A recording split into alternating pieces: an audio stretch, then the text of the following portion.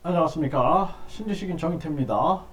국민 10명 중 7명은 윤 대통령 당무 개입하고 있다. 이렇게 답했습니다. 윤석열 말로는 이 부분에 대해서 말씀을 드리겠습니다. KBS에서 여론조사를 실시했습니다. 그래서 윤 대통령이 당무에 개입하고 있다라는 측면에 대해서 결국에는 국민들의 68.5%는 개입하고 있다 이렇게 얘기를 했고요.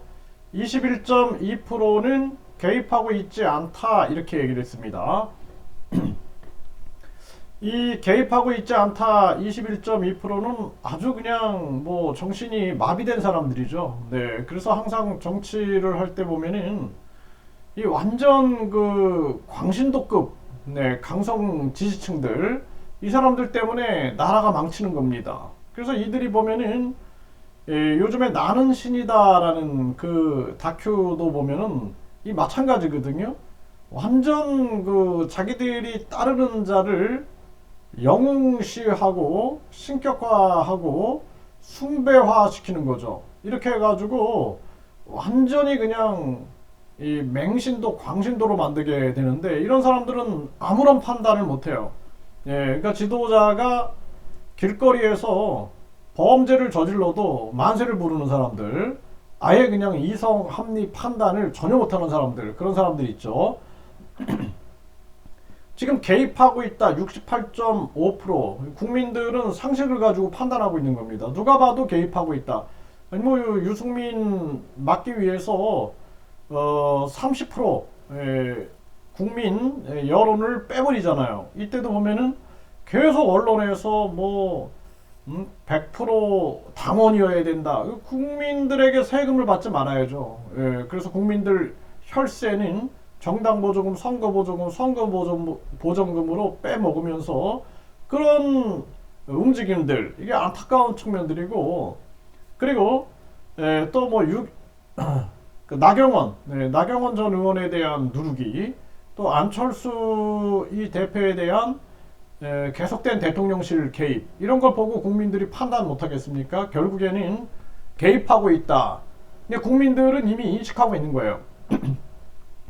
지금 윤 대통령이 잘못 판단하고 있는 것이 그냥 밀어붙이면 된다라고 생각을 하는데 시대가 바뀌었습니다. 과거에 군부 독재 때는 뭐 유튜브라든지 또는 SNS가 발전이 안 됐어요. 그렇기 때문에 밀어붙이면 뭐 그냥 묻어버리고 갈 수 있겠다라고 생각을 할 수가 있겠는데 지금은 그렇지가 않습니다.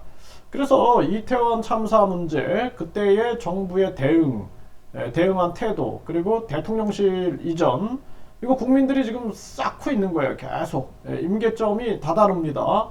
그래서 이번 또 이 전당대회 이 상황 이런 거가 국민들이 계속 쌓이는 거예요. 쌓이고 우리 국민들이 다 인식하고 있는 겁니다.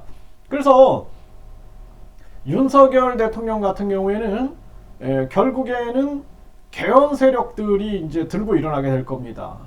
도저히 이거는 안 된다. 시대 정신에 부합하지 않는다 해가지고 제왕적 대통령제를 파괴하자 해가지고 대통령제 폐지, 그러니까 제왕적 대통령제 폐지 세력들, 이 세력들이 들고 일어나가지고 결국에는 윤 대통령이 꼼짝없게 될 거다. 지금 뭐 김건희 특검 문제, 또 대장동 문제, 또 박근혜 전 대통령 수사 문제, 이런 문제들이 계속 불거져 나오면서 결국에는 이제 당선된 지 1년이 됐어요. 오늘 3월 9일이니까 이제 국민들이 참다 이제 터져 나오게 될 겁니다. 그래서 윤 대통령은 대통령직을 수행하기가 어려워지게 될 거예요. 그래서 결국에는 본인이 분권형 대통령제 이 개헌 세력들, 이 개헌 세력들에 의해서 결국에는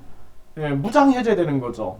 분권형 대통령제, 그리고 임기 단축 개헌, 이런 목소리들이 터져 나오면서 결국에는 임기 단축 개헌 목소리 뿐만 아니라 대통령제 폐지, 분권형 대통령제 이 세력들이 들고 일어나게 되면서 윤 대통령에 대한 위기가 올 거다. 저는 그렇게 진단하고 있습니다. 이게 대통령직을 수행할 수 없게 되죠. 네, 그리고 김건희 특검을 지금 민주당, 정의당이 발의를 하겠다 이러고 나서고 있고 50억 특검이 전개가 되면서 박영수 특검이 또 윤석열 검사를 발탁한 사람이죠. 여기에다가 박근혜 대통령의 태블릿 PC 여기에 대한 의혹들 이런 것들이 터져 나오고 이러면서 결국에는 미르재단의 이 제3자 공여 이런 문제가 형평성의 문제가 있느냐 이러면서 계속해서 큰 위기가 올 수밖에 없다. 더군다나 미국이 지금 한국 거지 만들게 하고 있죠. 그래서 미국이라는 나라가 미일 반도체 협정을 통해서 일본의 반도체를 주저앉혀 버렸거든요. 이것처럼 지금 삼성, SK의 반도체를 주저앉히고 있는 겁니다. 이렇게 되면 한국은 잃어버린 20년, 30년보다 더 큰 위기가 올 수 있어요. 그 일본보다. 일본은 저출산이라도 해결하는 그러한 자세를 갖췄지만 한국은 못 갖추고 결국에는 한국은 스스로 이민청으로 가겠다. 다문화, 다민족, 다인종으로 가겠다. 거기에다가 자살률, 또 서민 경제를 외면해서 서민 경제 붕괴, 비참한 고령화 이것들이 맞물리고 부정부패와 강력 범죄가 기승을 부리면서 윤석열 정부에 대한 원망이 하늘을 찌르게 될 거다. 저는 그렇게 진단하고 있습니다. 그렇기 때문에 윤 대통령은 이게 지금 멈추질 못하고 있어요. 지금 이게 뭐 명예 당대표다, 당정일체다. 이번에도 완전히 그냥 윤석열 당화된 거죠. 윤석열 당화. 그래서 윤석열 당화된 것이 이것이 행복이 아니라 이것이 불행의 시작이 될 것이다. 저는 그렇게 진단하고 있습니다. 박정희 전 대통령이 왜 말로가 그렇게 어두웠을까요? 공정과 상식을 잃어버린 거예요. 마지막에. 그래서 박정희 대통령이 국민들에게 경제 위기를 경제 보릿고개를 넘기고 그런 뭐 경부고속도로라든지 큰 역할을 했음에도 불구하고 말로는 좋지 않았어요. 결국에는 본인의 자리를 지키기 위해서 측근 정치에 빠져들게 되고 결국에는 균형을 상실하게 되면서 말로가 아주 불행했다라는 것입니다. 그래서 지금 윤석열 대통령 같은 경우에도 지금 아주 지금 위험한 정황이다. 저는 그렇게 진단하고 있고요. 이러한 상황이 지속돼 나간다 그러면은 이제 지금부터 윤석열 당이 전개가 되면서 엄청난 그동안의 불공정 그리고 비상식 이러한 부분들이 이제 터져 나오기 시작할 것이다.